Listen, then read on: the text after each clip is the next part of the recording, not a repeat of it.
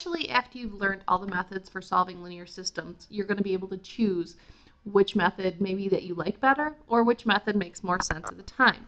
So if you're looking at this linear system, 2x plus 6y equals 15 and x equals 2y, the first thing you should think of, or your first way of solving you should think of, is substitution. And the reason is because you already know what x equals.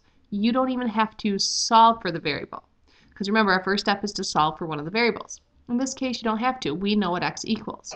So what you can do is you can take this value right here and you can substitute it in for your x into the first equation.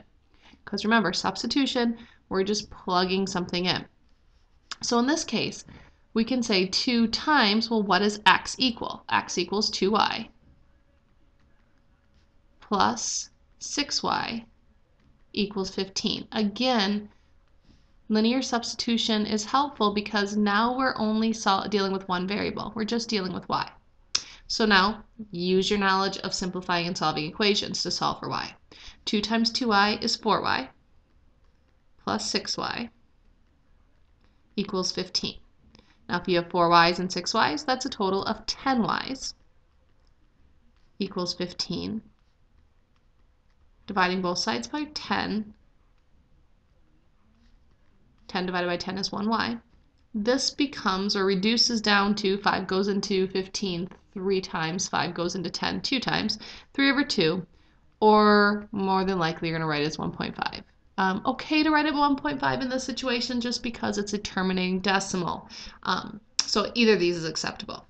Then what we can do after we know what y equals is plug y right in here. Get rid of this. Our goal is to find an x and y value that make both of these true.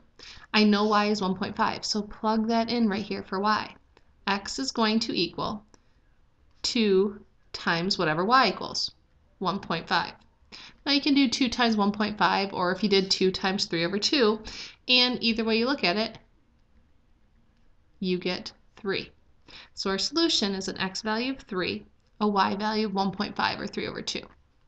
Now double checking real quick, plugging 3 in for x and 1.5 in for y.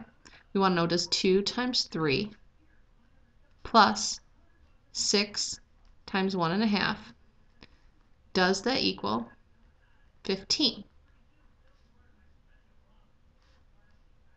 2 times 3 is 6. 6 plus 1.5 is 9.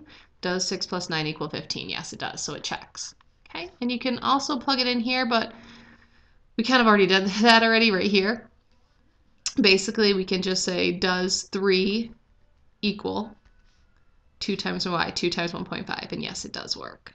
Okay, so two things to keep in mind later on as you're able to choose your method for solving linear substitutions is, linear systems.